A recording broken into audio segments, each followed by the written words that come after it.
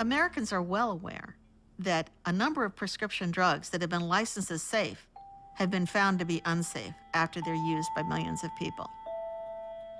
And yet, when it comes to vaccines, which are mandated by law, there's somehow this separation made. The vaccines couldn't possibly be the same.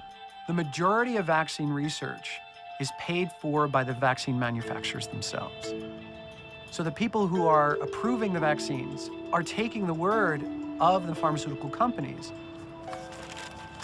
The pharmaceutical companies have been allowed to be too present at the table at the FDA and the CDC. And I think a firewall needs to be built between those in government who are regulating, making policy for, and developing vaccines, and those pharmaceutical companies that are making profit off the sale of vaccines. You know, it's no wonder parents are asking questions. It's because doctors that are making these policies are financially benefiting from these policies.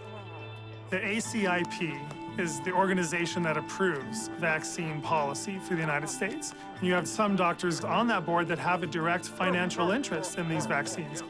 That's a huge conflict of interest.